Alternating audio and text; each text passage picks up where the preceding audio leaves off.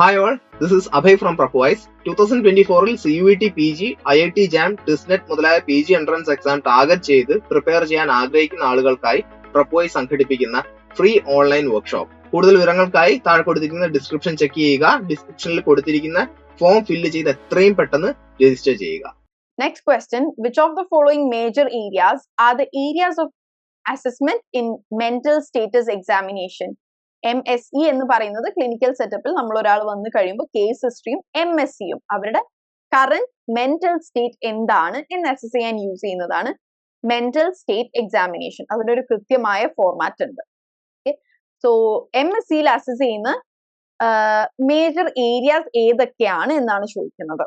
Options: cognitive and memory functions, emotional functioning, physics, perceptual error, speech and communication. And ഇവിടെ 4 ഓപ്ഷൻസും തന്നിട്ടുണ്ട്.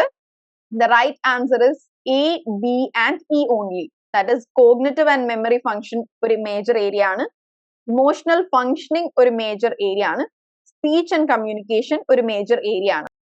പിന്നെ ഈ സിയും ഡിയും അത് രണ്ടും നമ്മൾ അസസ് ചെയ്യുന്നുണ്ട്, പക്ഷെ അത് സബ് ഹെഡിങ്സ് ആയിട്ടാണ് വരുന്നത്. മേജർ ഏരിയാസ് അല്ല, സബ് ഹെഡിങ്സ് ആയിട്ടാണ് വരുന്നത്. ഫോർ എക്സാമ്പിൾ, ഫിസിക് എന്നത് ആളുടെ ബോഡി ബിൽഡ് നമ്മൾ ബിഗിനിങ്ങിൽ ഒരു ജനറൽ അപ്പിയറൻസ് എന്നൊരു മേജർ ഏരിയ ഉണ്ട്, അതിന്റെ അണ്ടറിൽ വരും. ആൻഡ് പെർസെപ്ച്വൽ എറർ, ഇല്യൂഷനോ ഹാലുസിനേഷനോ ഉണ്ടോ എന്നുള്ളത് പെർസെപ്ഷൻ എന്ന് പറഞ്ഞ മേജർ ഏരിയ ഉണ്ട്, അതിന്റെ അണ്ടറിലും വരും. ഓക്കെ, ഇത് കുറച്ച് കൺഫ്യൂസിങ് ആണ്, കാരണം മേജർ ഏരിയ ഏതാണ് സബ് ഹെഡിങ് ഏതാണ് എന്നുള്ളത് നമ്മൾ കൃത്യമായി അറിഞ്ഞിരിക്കണം, എന്നാൽ മാത്രമേ ഇവിടെ ഇത് ആൻസർ ചെയ്യാൻ സാധിക്കുകയുള്ളൂ. ഓക്കെ, സോ നിങ്ങൾ ആ 8 മേജർ ഹെഡിങ്സ് പഠിച്ചു വെച്ചാൽ തന്നെ കുറെ ഹെൽപ്പ് ചെയ്യും നിങ്ങളെ. നമ്മളൊരു MSCയിൽ മേജർ ആയിട്ട് 8 ഹെഡിങ്സ് ആണ് വരുന്നത്. മേജർ ഏരിയാസ് 8 എണ്ണാണ്, ബാക്കി അതിന്റെ താഴെ വരുന്ന സബ് ഹെഡിങ്സ് ആണ്. First is general appearance and behaviour. രണ്ടാമത്തത് സ്പീച്ച്. സ്പീച്ചിൽ നമ്മുടെ ടോണ്, വോയിസ്, ഫ്ലുവൻസി, അസോസിയേഷൻസിൽ ലൂസ് ഉണ്ടോ അങ്ങനെ എന്തെങ്കിലും അതൊക്കെ സ്പീച്ചിൽ വരും. Mood and effect, thought, perception, നമ്മുടെ തോട്ട് ഇൻസേർഷൻ ഉണ്ടോ, തോട്ട് വിഡ്രോയൽ ഉണ്ടോ, നമ്മുടെ തോട്ട് റെലവെന്റ് ആണോ എന്നുള്ളതൊക്കെ തോട്ടിൽ വരും. പെർസെപ്ഷൻ, പെർസെപ്ഷനിലാണ് എന്തെങ്കിലും ഇല്യൂഷനോ ഹാലുസിനേഷനോ ഉണ്ടോ എന്നുള്ളത് നോക്കുക. Cognitive assessment, insight, judgment. Okay, ഈ 8 എണ്ണാണ് മെയിൻ ടോപ്പിക്സ് എന്ന് പറയുന്നത്. Next question is the key aspect of therapy based on existentialism. Yes, existentialism എന്ന തെറാപ്പിയുടെ മേജർ ആസ്പെക്ട് എന്താണ്? Resolving unconscious conflicts, eliminating symptoms, believing you are capable of making choices about who you want to be, a holistic analysis. ഏതായിരിക്കും? Existentialism കുറച്ചും കൂടി ഒരു positive approach ആണ്. നമ്മുടെ എന്താണ് അൺകോൺഷ്യസും ഡ്രീമും ഒന്നുമില്ലാതെ നമ്മളെല്ലാവരും നമ്മുടെ ലൈഫിൽ ഡിസിഷൻസ് എടുക്കാൻ കേപ്പബിൾ ആണ്. എവറി ഹ്യൂമൻ ഇസ് കേപ്പബിൾ എന്നൊരു കോൺസെപ്റ്റിലാണ് എക്സിസ്റ്റൻഷ്യലിസം വർക്ക് ചെയ്യുന്നത്. So it is basically believing you are capable of making choices about who you want to be. Okay, resolving unconscious conflicts ഏതിലായിരിക്കും? സൈക്കോ അനലിറ്റിക് ആണ് കേട്ടോ. വീണ്ടും നമുക്കൊരു statement question ഉണ്ട്. First is in classical test theory the difficult level of item is equivalent to the proportion of examinees in a standardization sample who pass the item. Second statement, IRT model അഥവാ item response theory എന്നാണ് കേട്ടോ IRT യുടെ full form. Item response theory model concludes that test scores are more reliable for individual of average ability and increasingly less reliable for those with very high or very low ability. 2 statements ആണ് ഉള്ളത്. First one classical test theory ആണ്, രണ്ടാമത്തത് item response theory ആണ്. ഈ 2 തിയറികളെ കുറിച്ചിട്ടും ഒരു definition അല്ലെങ്കിൽ അതിനെ കുറിച്ചൊരു കോൺസെപ്റ്റ് ആണ് ഇവിടെ തന്നിരിക്കുന്നത്. So what do you feel? ഈ ഒരു സ്റ്റേറ്റ്മെന്റിനെ കുറിച്ചിട്ടുള്ള 4 പോസിബിൾ ഓപ്ഷൻസും ഇവിടെ തന്നിട്ടുണ്ട്. Both statement 1 and statement 2 are true. രണ്ടും ട്രൂ ആണ് കേട്ടോ. ക്ലാസിക്കൽ തിയറിയിൽ പറയുന്നത് എന്താണ്? ഒരു ഐറ്റത്തിന്റെ ഡിഫിക്കൽറ്റി ലെവൽ എന്ന് പറയുന്നത് പ്രൊപ്പോർഷൻ ഓഫ് എക്സാമിനീസിന്റെ ആയിട്ട് ഈക്വലന്റ് ആയിരിക്കും എന്നാണ് പറയുന്നത്. That is who pass the item. Standardization sample എത്ര പേരാണോ പാസ് ആവുന്നത് അതായിരിക്കും അതിന്റെ ഡിഫിക്കൽറ്റി ലെവൽ എന്നാണ് ക്ലാസിക്കൽ ടെസ്റ്റ് തിയറി പറയുന്നത്. കമ്മിങ് ടു IRT മോഡൽ പറയുന്നത് എന്താണ്? Test scores are more reliable for individual of average ability. അതായത് നമ്മളുടെ IQ ലെവൽ ഭയങ്കര ഹൈ അല്ലെങ്കിൽ ഭയങ്കര ലോ ഉള്ളതിനേക്കാൾ ഒരു ആവറേജ് എബിലിറ്റി ഉള്ള ഒരാൾക്കായിരിക്കും സ്കോർസ് കൂടുതൽ റിലയബിൾ എന്നാണ് IRT മോഡൽ പറയുന്നത്. And both statements are true. ആ ഒരു 2 മോഡൽസിനെയും കുറിച്ച് നിങ്ങൾ കൂടുതൽ വായിക്കുക കേട്ടോ. The next question is again match the following. Fraser's spiral, motion picture, Amis room, visual cliff. So Fraser's spiral എന്ന് പറഞ്ഞു കഴിഞ്ഞാൽ അത് ആക്ച്വലി ഒരു ഇല്യൂഷൻ ആണ്. ആക്ച്വലി ഒരുപാട് സർക്കിൾസ് ഒരുമിച്ച് ഒരു ബ്ലാക്ക് ആൻഡ് വൈറ്റ് ഷീറ്റിലുള്ളതാണ്. പക്ഷെ നമ്മൾക്ക് എന്താണ് അതെല്ലാം കറങ്ങിക്കൊണ്ടിരിക്കുന്ന പോലെ തോന്നും. അതാണ് ഫ്രേസേഴ്സ് സ്പൈറൽ എന്ന് പറയുന്നത്. ദെൻ മോഷൻ പിക്ചർ എന്ന് പറയുന്നത് ഒരുപാട് സ്ലൈറ്റ് ഡിഫറൻസ് ഉള്ള ഒരുപാട് പിക്ചേഴ്സ് നെക്സ്റ്റ് അടുപ്പിച്ച് കാണിച്ചു തരുമ്പോൾ നമ്മൾക്ക് എന്താണ് ആ പിക്ചർ മൂവിങ് ആയ പോലെ തോന്നും. ബട്ട് ആക്ച്വലി എന്താണ് ഒരുപാട് സ്ലൈറ്റ് ഡിഫറൻസ് ഉള്ള പിക്ചേഴ്സ് ഒരുമിച്ച് കാണിക്കുന്നതാണത്. റാദർ അതൊരു വീഡിയോ അല്ല, അല്ലെങ്കിൽ പിക്ചർ മൂവ് ചെയ്യുന്നതല്ല, പിക്ചേഴ്സ് മാറ്റുന്നതാണത്. ഓക്കെ, എയിംസ് റൂം എന്ന് പറഞ്ഞു കഴിഞ്ഞാൽ നിങ്ങൾ ഇന്റർനെറ്റിൽ എവിടെയെങ്കിലൊക്കെ കണ്ടാണോ, ദാറ്റ് ഇസ് പെർസെപ്ച്വൽ എറേഴ്സ് ഉണ്ടാക്കുന്നത്. അതായത് ആ ഒരു റൂമിന്റെ ഒരു സൈഡിൽ പോയി നിന്ന് കഴിഞ്ഞാൽ നമ്മ ഭയങ്കര ടോൾ, എനിക്കുള്ളതിനേക്കാൾ ഒരു ഹൈറ്റ് ഉള്ളതുപോലെ തോന്നിക്കുക. ആ റൂമിന്റെ ഒരു സൈഡിലേക്ക് പോയി നിന്നാൽ ഭയങ്കര ചെറുതായിട്ട് തോന്നിക്കുക. അങ്ങനെയൊക്കെ ഉള്ളൊരു നമുക്ക് നമ്മളുടെ ഒരു പെർസെപ്ഷനിൽ ഇല്യൂഷൻസ് വരുത്തുന്ന ഒരു റൂമാണ് എയിംസ് റൂം. അതിന്റെ ആ റൂമിന്റെ റൂഫും ഫ്ലോറും തമ്മിൽ ഉള്ള റേഷ്യോ ഡിഫറൻസുകളിൽ കൂടെ ക്രിയേറ്റ് ചെയ്തതാണ് കേട്ടോ ആ ഒരു റൂം, എയിംസ് റൂം എന്ന് പറയുന്നത്. Then final one is visual cliff. Visual cliff എന്ന വേർഡ് നമ്മൾ സൈക്കോളജിയിൽ ഏറ്റവും കൂടുതൽ കേൾക്കുക ഒരു ഡെപ്ത് പെർസെപ്ഷന്റെ ജനിച്ചു വരെ അല്ലെങ്കിൽ കുഞ്ഞു കുട്ടികളിൽ ഡെപ്ത് പെർസെപ്ഷൻ ഉണ്ടോ എന്നറിയാൻ വേണ്ടിയിട്ട് നടത്തിയ ഒരു എക്സ്പെരിമെന്റിൽ റിസർച്ചേഴ്സ് യൂസ് ചെയ്ത ഫിസിക്കൽ മെറ്റീരിയലിന്റെ പേരാണ് വിഷ്വൽ ക്ലിഫ്. ഒരു ഗ്ലാസ് വെച്ചിട്ട് ഒരു ക്ലിഫ് ഉണ്ടാക്കുകയും കുട്ടികളെ അതുമിലേക്ക് വിടുകയും ചെയ്തതായിരുന്നു വിഷ്വൽ ക്ലിഫ് എന്ന് പറയുന്നത്. സോ ഇവിടെ കറക്റ്റ് ഓപ്ഷൻ എന്ന് പറയുന്നത് ഓപ്ഷൻ 3 ആണ്. ദാറ്റ് ഈസ് ഫ്രേസേഴ്സ് സ്പൈറൽ എന്താണ് gestalt law of continuity. Illusions ഒക്കെ അധികവും എപ്പോഴും ജസ്റ്റാൾട്ട് ലോ ആയിട്ട് കണക്ട് ചെയ്ത് നിൽക്കുകയാണ് കേട്ടോ. ഇത്തരത്തിലുള്ള ഈ ഫ്രേസേഴ്സ് സ്പൈറല് പിന്നെ 2 പിക്ചർ കാണിച്ചു തന്നിട്ട് ചിലർക്ക് ആദ്യം അതിൽ കാണുന്ന ഒരു സ്ത്രീയുടെ മുഖമായിരിക്കും, ചിലർക്ക് ഒരു ജഗ് പോലെ ആയിരിക്കും, കോമൺ ആയിട്ട് നമ്മൾ കാണാറില്ലേ. അത്തരത്തിലുള്ള ക്വസ്റ്റ്യൻ ഒക്കെ ജസ്റ്റാൾട്ട് ലോ ആയിട്ട് റിലേറ്റ് ചെയ്തിരിക്കുന്നതാണ്. Second one is motion picture. Motion അതായത് ചെറിയ ഡിഫറൻസ് ഉള്ള പിക്ചേഴ്സിനെ കണ്ടിന്യൂസ് ആയിട്ട് കാണിച്ച് അത് നമുക്കൊരു വീഡിയോ പോലെ അല്ലെങ്കിൽ അതിലൊരു മോഷൻ ഉള്ള പോലെ തോന്നിപ്പിക്കുന്നതിന് സ്ട്രോബോസ്കോപ്പിക് മൂവ്മെന്റ് എന്നാണ് പറയാം. മുമ്പ്, ഇപ്പോഴല്ല, മുമ്പ് സിനിമകൾ അങ്ങനെയായിരുന്നു. സ്ട്രോബോസ്കോപ്പിക് മൂവ്മെന്റിലൂടെ ആയിരുന്നു ഫിലിംസ് ഉണ്ടായിരുന്നത്. ഇപ്പോഴാണ് കംപ്ലീറ്റ് ഒരു വീഡിയോ ആയത്. കമ്മിങ് ടു സി എയിംസ് റൂം, അത് ഡിസ്റ്റോർട്ട് സൈസ് കോൺസ്റ്റൻസി. ആ റൂമിന്റെ ഓരോ വശത്ത് പോയി നിൽക്കുമ്പോഴും നമ്മുടെ സൈസിൽ വ്യത്യാസം വരുന്ന പോലെ തോന്നുകയാണ്. നമ്മുടെ സൈസ് കോൺസ്റ്റൻസിനെ ഡിസ്റ്റോർട്ട് ചെയ്യാണ് എയിംസ് റൂം ചെയ്യുന്നത്. Coming to last one, visual cliff is related to depth perception. Depth പെർസെപ്ഷനിൽ നടത്തിയ സ്റ്റഡിയിൽ യൂസ് ചെയ്ത ഒരു ഫിസിക്കൽ മെറ്റീരിയലിനെയാണ് വിഷ്വൽ ക്ലിഫ് എന്ന് പറയുന്നത്. Okay, so that's it. Then next question again match the following. Placebo effect, high external validity, double blind procedure, high internal validity. Okay, placebo effect എന്ന് പറഞ്ഞാൽ എന്താണ്? ഒരു റിസർച്ച് ഗ്രൂപ്പിൽ ഇപ്പൊ ഫോർ എക്സാമ്പിൾ ഡോക്ടേഴ്സിന് ഒരു മരുന്ന് വർക്കിംഗ് ആണോ എന്ന് ടെസ്റ്റ് ചെയ്യണം. നമുക്ക് എല്ലാവർക്കും ഉണ്ടാവില്ലേ മരുന്ന് കഴിച്ചേ മാറും, ഇനി മാറിക്കോളും എന്നൊരു തോന്നല്. സോ ആ തോന്നലിന്റെ പുറത്ത് മാറിയതാണോ അതോ ശരിക്കും മരുന്ന് വർക്ക് ചെയ്തതാണോ എന്ന് അറിയാൻ വേണ്ടിയിട്ട് ഒരു ഗ്രൂപ്പിൽ പകുതി ആൾക്കാർക്ക് പ്ലാസബോ, അതായത് കാണാൻ സിമിലർ മരുന്നായിരിക്കും പക്ഷെ ആ മരുന്ന് ചിലപ്പോൾ ന്യൂട്രൽ എഫക്റ്റ് ആയിരിക്കും, പ്രത്യേകിച്ച് ഒരു എഫക്റ്റും ഉണ്ടാവില്ല, പ്ലാസബോവും കൊടുക്കും. ബാക്കി പകുതി പേർക്ക് എന്താണ് റിയൽ ശരിക്കുള്ള മരുന്ന് കൊടുക്കും. അപ്പൊ ന്യൂട്രൽ ആയ ഒരു മരുന്ന് കൊടുക്കുന്നതിനെയാണ് നമ്മൾ പ്ലാസബോ എന്ന് പറയാം. Okay, that is participants improve because of the expectation of receiving a treatment, not because of the treatment itself.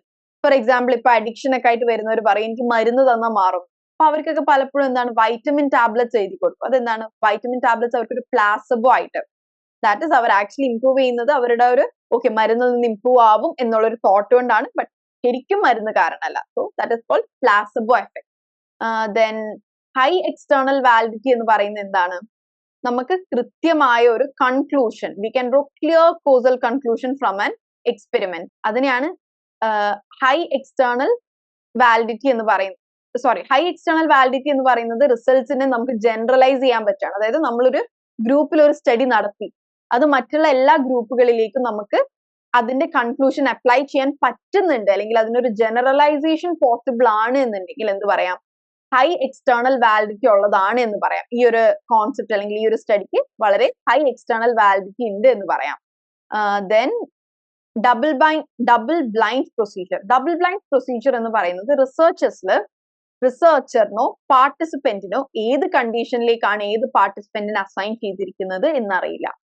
Neither the researcher know the participant. രണ്ടുപേർക്കും അവർക്ക് അസൈൻ ചെയ്യപ്പെട്ട കണ്ടീഷൻ ഏതാണ് എന്നറിയില്ല.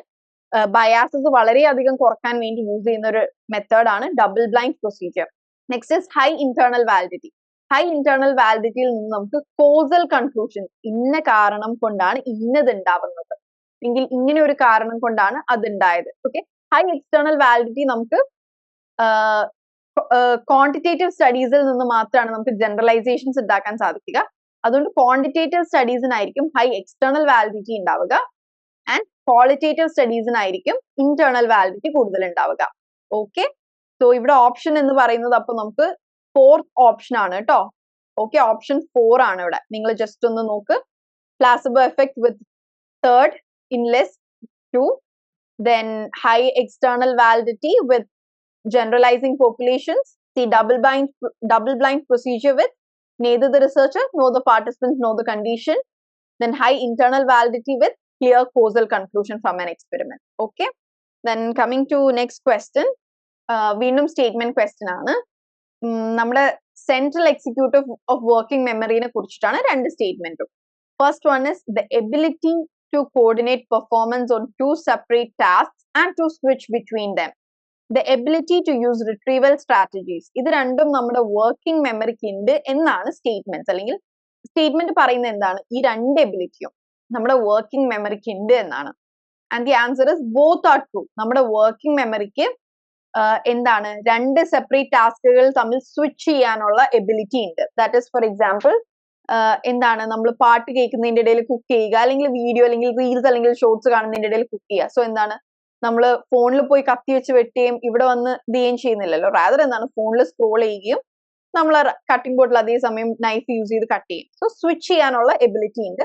Also retrieval strategies, that is നമ്മുടെ മെമ്മറിയിൽ already encoded ആയിട്ടുള്ള സാധനങ്ങൾ തിരിച്ചോർത്തെടുക്കുന്നതിനെയാണ് retrieve ചെയ്യുക എന്ന് പറയുന്നത്. ഇത് രണ്ടും നമ്മുടെ വർക്കിംഗ് മെമ്മറിയുടെ എബിലിറ്റീസ് ആണ്. So that both statements are true. Okay, നിങ്ങൾ മെമ്മറിനെ കുറിച്ച് നല്ലൊരു ഐഡിയ ഉണ്ടാക്കുക. That is STM, LTM, short term, long term, sensory memory, working memory, ഇതിന്റെ എല്ലാം ഫങ്ഷൻസ് എന്താണ്, ഡിഫറൻസ് എന്താണെന്നുള്ളതൊക്കെ ക്ലിയർ ആക്കി വെക്കുക കേട്ടോ. The next question is, which of the following is an assumption of arousal theory? Arousal theoryയുടെ assumption എന്താണ്? High levels of arousal are the most desirable. Optimal levels of arousal exist for each person. Zero levels of arousal is the desirable. Optimal levels of arousal exist for various activities. ഇവിടെ ഏതായിരിക്കും correct option? So arousal theory പറയുന്നത് optimal levels of arousal exist for each person. ഈ theory പറയുന്നത് നമുക്ക് എന്തിനോടെങ്കിലും വളരെ വലിയ arousal ഉണ്ടെങ്കിലും നമ്മുടെ പെർഫോമൻസ് കുറയും. ഓൾസോ തീരെ അറൗസൽ കുറവാണ് എന്നുണ്ടെങ്കിലും പെർഫോമൻസ് കുറയും. റാദർ ഒരു ഒപ്റ്റിമം, ഒരു ബാലൻസിലുള്ള ഒരു അറൗസൽ ഉള്ളപ്പോഴാണ് നമുക്ക് കൂടുതൽ നല്ല രീതിയിൽ പെർഫോം ചെയ്യാൻ പറ്റുക. അല്ലെങ്കിൽ ആ ഒരു ഒപ്റ്റിമൽ ലെവലാണ്. ആൻഡ് ആ ഒരു ഒപ്റ്റിമൽ ലെവൽ ഓഫ് അറൗസൽ എല്ലാ മനുഷ്യരിലും ഉണ്ട് എന്നാണ് അറൗസൽ തിയറിയുടെ അസംപ്ഷൻ എന്ന് പറയുന്നത്. Okay, optimal levels of arousal exist for each person. നിങ്ങൾ ഓപ്ഷൻസ് ശ്രദ്ധിക്കുക, ഇവിടെ കണ്ടോ, optimal levels of arousal exist four various activities ഉണ്ട്, ഫോർ ഈച്ച് പേഴ്സൺ ഉണ്ട്. അത് കുറച്ച് കൺഫ്യൂസിങ് ആക്കും. സോ വാരിയസ് ആക്ടിവിറ്റീസിനല്ല, നമ്മൾ ഓരോ ഇൻഡിവിജ്വലിലും ഒപ്റ്റിമൽ ലെവൽസ് ഉണ്ട് എന്ന് മനസ്സിലാക്കാം കേട്ടോ. Next is an electric nerve impulse that travels through a neuron when it is set off by a trigger changing the neuron's charge from negative to positive. ഈ ഒരു അവസ്ഥയെ എന്താണ് പറയുക എന്നാണ് ക്വസ്റ്റ്യൻ. എന്താണ് set off by a trigger? Trigger എന്ന് പറയുന്നത് നമ്മുടെ എൻവയൺമെന്റിൽ നിന്ന് നമുക്ക് ഉണ്ടാവുന്ന എന്തെങ്കിലും ഒരു ഇൻപുട്ടിനെയാണ് ഇവിടെ ട്രിഗർ എന്ന് പറയുന്നത്. ആ ട്രിഗർ നമ്മുടെ ന്യൂറോൺസിനെ നെഗറ്റീവ് ചാർജിൽ നിന്നും പോസിറ്റീവ് ചാർജിലേക്ക് എത്തിക്കുന്നു. ഓക്കെ, സോ ഈ ഒരു ഇലക്ട്രിക് നെർവ് ഇമ്പൾസിനെ എന്താണ് പറയുക? ഒരു ട്രിഗർ കാരണം നമ്മുടെ ന്യൂറോൺസ് നെഗറ്റീവിൽ നിന്നും പോസിറ്റീവ് ചാർജിലേക്ക് മാറി. ഇത്തരത്തിലുള്ള നെർവ് ഇമ്പൾസിനെ എന്താണ് പറയുക? Radiate potential, resting potential, action potential and threshold. The correct answer is action potential. Okay, action പൊട്ടൻഷ്യലിലാണ് ചാർജ് നെഗറ്റീവിൽ നിന്ന് പോസിറ്റീവിലേക്ക് പോകുന്നത്. Okay, that is action potential. So എപ്പോഴും ഓർത്തു വെക്കാൻ, നെഗറ്റീവ് ടു പോസിറ്റീവ് ആണെന്നുണ്ടെങ്കിൽ അത് ആക്ഷൻ പൊട്ടൻഷ്യൽ ആയിരിക്കും എന്നത്. ഇതേ ക്വസ്റ്റ്യൻ തന്നെ ഡിഫറെന്റ്, ബാക്കി എല്ലാം മാറും, പക്ഷെ എപ്പോഴും ഈ ഒരു ചാർജിന്റെ കാര്യം തന്നെ കോൺസ്റ്റന്റ് ആയി നിന്നിട്ട് ഡിഫറെന്റ് ക്വസ്റ്റ്യൻസ് കാണാറുണ്ട്. Okay, next one is, according to Sternberg's triarchic theory of intelligence, people high on dash dimension usually excel on standard test of academic potential and make excellent studies. Sternberg's triarchic theory, അത് ആ പേരിൽ പറയുന്നത് പോലെ തന്നെ 3 dimensions ആണ് Sternberg പറഞ്ഞിട്ടുള്ളത്. Okay, triarchic theory, tri. So 3 dimensions ഏതൊക്കെയാണ്? Analytic, experiential and practical. That is മറ്റുള്ള വേർഡ് പറയുകയാണെന്നുണ്ടെങ്കിൽ componential, creative and contextual. So ഇവിടെ ആ ഒരു കൾച്ചറൽ എന്നുള്ള ഒരു ഡയമെൻഷനേ നമ്മൾക്കില്ല കേട്ടോ, അപ്പൊ തന്നെ അത് എലിമിനേറ്റ് ചെയ്യാൻ പറ്റിയില്ലേ. പിന്നെ ക്വസ്റ്റ്യൻ എന്താണ്? ഏത് ഡയമെൻഷൻ ഹൈ ഉള്ളവരാണ് അക്കാഡമിക്കലി എക്സലന്റ് സ്റ്റുഡൻസ് ആവുക എന്നത്. ഞാൻ ഓരോ കമ്പോണൻസ് എന്താണെന്ന് പറഞ്ഞുതരാം, സോ ദാറ്റ് നിങ്ങൾക്ക് തന്നെ ആൻസർ കണ്ടുപിടിക്കാൻ പറ്റും. അനലിറ്റിക്കലിന്റെ മറ്റൊരു പേരാണ് കമ്പോണൻഷ്യൽ. ഇവിടെ ഓപ്ഷൻ 2 കണ്ടോ, കമ്പോണൻഷ്യൽ. കമ്പോണൻഷ്യൽ എന്ന സെയിം എല്ലാ 3 ഡയമെൻഷൻസിലും 2 പേര് വെച്ചിട്ടുണ്ട് കേട്ടോ. Componential is same as analytical. Analytical എന്താണ്? നമുക്ക് പ്രോബ്ലംസ് സോൾവ് ചെയ്യാനും ഇൻഫർമേഷൻസ്, നമ്മൾക്ക് കിട്ടുന്ന ഇൻഫർമേഷൻസ് ഇവാലുവേറ്റ് ചെയ്യാനും ഇത് അനലൈസ് ചെയ്യാനും അതുപോലെ പ്രോബ്ലംസ് സോൾവ് ചെയ്യാനുള്ള എബിലിറ്റി കമ്പോണൻഷ്യൽ അല്ലെങ്കിൽ അനലിറ്റിക്കൽ സ്കിൽസിലാണ് വരുന്നത്. നെക്സ്റ്റ് ഇസ് എക്സ്പീരിയൻഷ്യൽ അഥവാ ക്രിയേറ്റീവ്. എക്സ്പെരിമെന്റൽ എന്നതുകൊണ്ട് ഇവിടെ ഇതാണ് ഉദ്ദേശിക്കുന്നത്, പുതിയ ഐഡിയാസ്, നമ്മളുടെ ക്രിയേറ്റിവിറ്റി കാണിക്കാൻ, നമുക്ക് എത്രമാത്രം പുതിയ ഐഡിയാസ് ക്രിയേറ്റ് ചെയ്യാൻ പറ്റുന്നുണ്ട് എന്നുള്ളത്. കോണ്ടെക്സ്റ്റുവൽ, പ്രാക്ടിക്കൽ ആണ്. ദാറ്റ് ഇസ് നമുക്ക് ഡേ ടു ഡേ ലൈഫിൽ നമ്മൾ യൂസ് ചെയ്യുന്ന കാര്യങ്ങളിലെ അഡാപ്റ്റീവ് ആയിട്ട് കാര്യങ്ങൾ മുന്നോട്ട് പോകാൻ നമ്മൾ യൂസ് ചെയ്യുന്ന അഡാപ്റ്റീവ് അല്ലെങ്കിൽ പ്രാക്ടിക്കൽ ടെക്നിക്സ് ആണ് കോണ്ടെക്സ്റ്റുവൽ. ഓക്കെ, സോ അങ്ങനെ കണക്ട് ചെയ്ത് പഠിച്ചു വെക്കുക. കോണ്ടെക്സ്റ്റുവൽ പ്രാക്ടിക്കൽ ആണ്, എവറിഡേ ലൈഫ് ആണ്. കോമ്പോണൻഷ്യൽ അനലിറ്റിക്കൽ ആണ്, നമ്മുടെ ഇൻഫർമേഷൻ അനലൈസ് ചെയ്യാനും പ്രോബ്ലം സോൾവിംഗ് ആണ്. എക്സ്പെരിമെന്റൽ എന്ന് പറയുന്നത് ക്രിയേറ്റീവ് ആണ്, നമ്മുടെ ന്യൂ ഐഡിയാസ് ജനറേറ്റ് ചെയ്യാനുള്ള എബിലിറ്റി ആണ്. സോ ഇവിടെ നമ്മൾക്ക് അക്കാഡമിക്കലി ബെസ്റ്റ് ആവാൻ ഏതാണ് ഹെൽപ്പ് ചെയ്യുക? യെസ്, അക്കാഡമിക്കലി ബെസ്റ്റ് ആവാൻ നമ്മളെ ഹെൽപ്പ് ചെയ്യുക കമ്പോണൻഷ്യൽ ആണ്. കാരണം ഇൻഫർമേഷൻസ് പ്രോസസ് ചെയ്യാനും പ്രോബ്ലംസ് സോൾവ് ചെയ്യാനും നമുക്ക് കമ്പോണൻഷ്യൽ സ്കിൽസിൽ ഒരു ഹൈ എഫിഷ്യൻസി വേണം.